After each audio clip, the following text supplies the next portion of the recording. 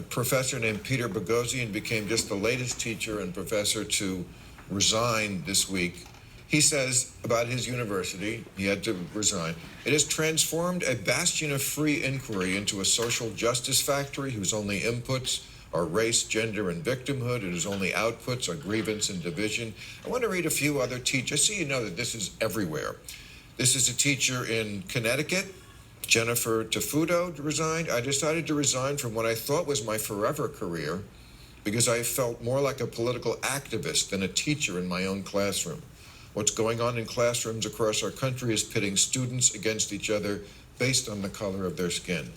In Virginia, Laura Morris says, I was told in one of my so-called equity trainings that white Christian able-bodied females currently have the power in our schools, and that has to change. She then says, a dissenting opinion is not allowed even to be spoken in my personal life.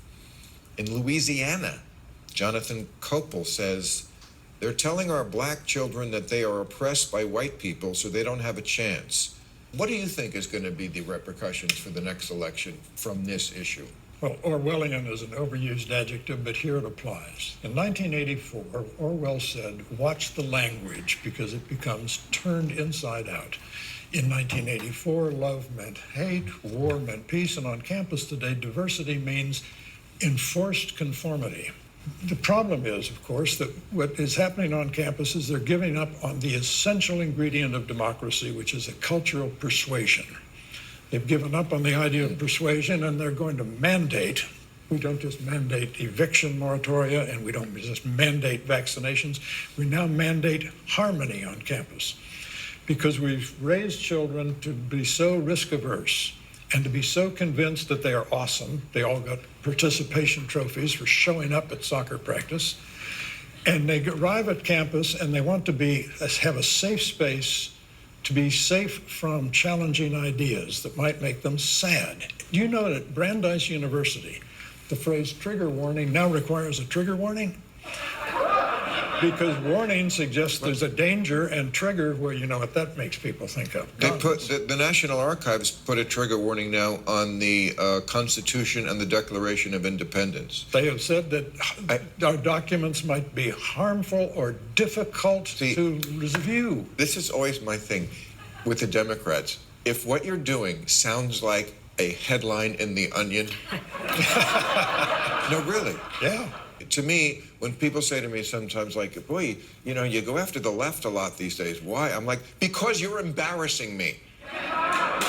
That's why I'm going after the left, in a way you never did before. Because you're inverting things that I'm not going to give up on being liberal. This is what these teachers are talking about, that you're taking children and making them hyper-aware of race in a way they wouldn't otherwise be. I mean, I saw last night on the football game, Alicia Keys sang Lift Every Voice and Sing, which now I hear is called the Black National Anthem. Now, maybe we should get rid of our national anthem, but I think we should have one national anthem. I think when you go down a road where you're having two different national anthems, colleges sometimes now many of them have different graduation ceremonies for black and white, separate dorms. This is what I mean, segregation. You've inverted the idea. We're going back to that under a different name. But